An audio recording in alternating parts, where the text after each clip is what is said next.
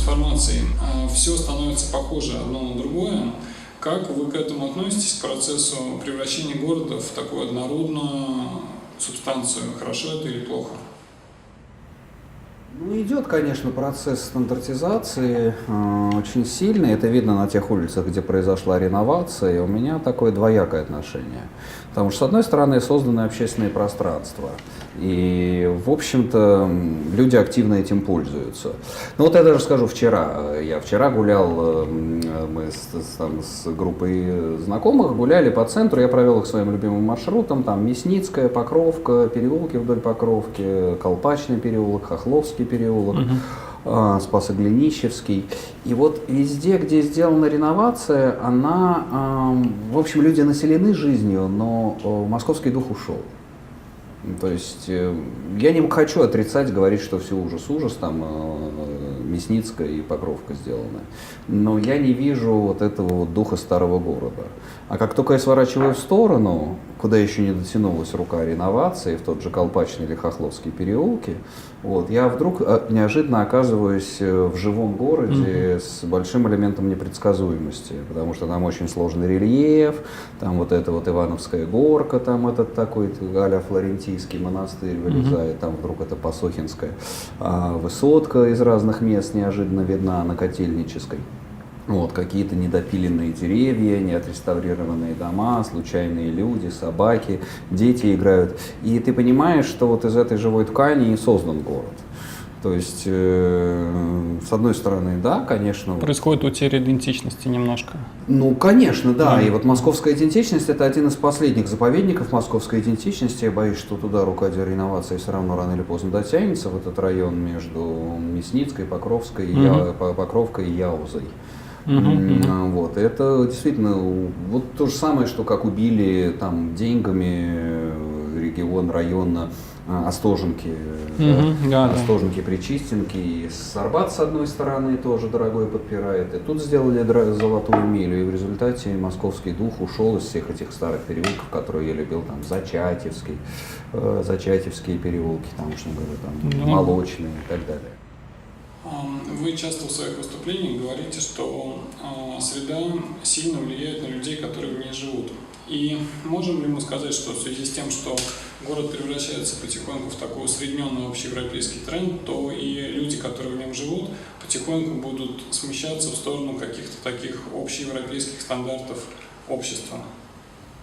Нет, я думаю, связано, да, это проектирование, социальное проектирование, архитектурное ведет к социальному, и, скажем, как своего рода потребительское поведение формируется, вот когда появились большие торговые центры, шоппинг-моллы, и там формируется определенный тип поведения, сценарий проведения выходного дня с семьей, вот это вот направление движения, от покупок к еде, к кинотеатру, и обратно там на паркинг-лот, это формирует потребительское поведение, то, что люди начинают брать кредиты, потребительские кредиты.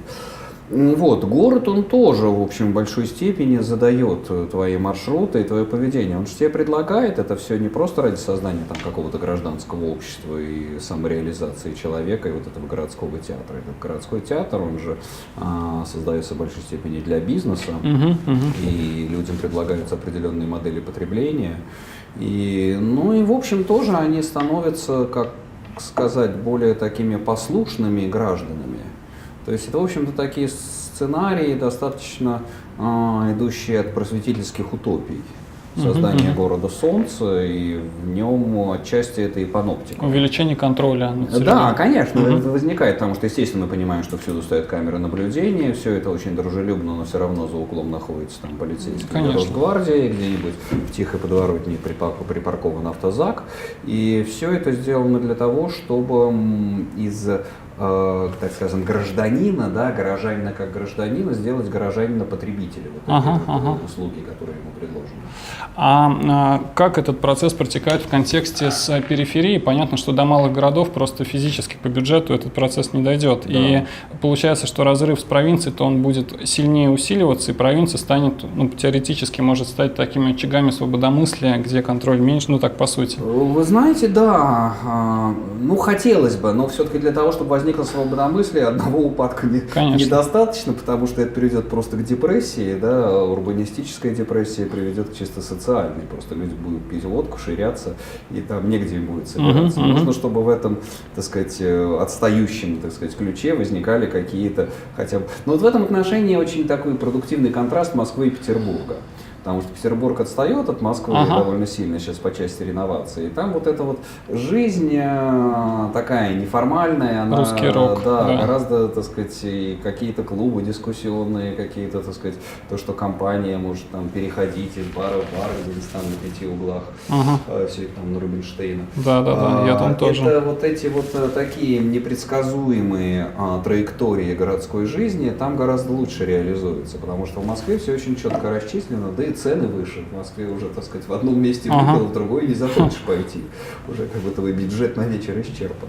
Ну да. Если еще о Москве пару слов сказать, для Москвы, для развития Москвы более оптимальный тип все-таки это восстановление вот этих старых каких-то очагов, в идеале вот очагов городской идентичности, или же интеграция нового, позвать там какого-нибудь известного архитектора, там построить что-нибудь такое, вот туристическую достопримечательность, ну как часто делают там сейчас.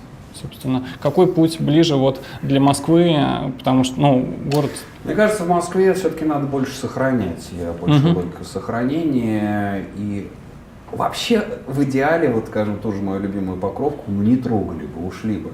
То есть не мешать людям, дать каким-то мелким бизнесам там возможность поддерживать какую-то инфраструктуру жизни.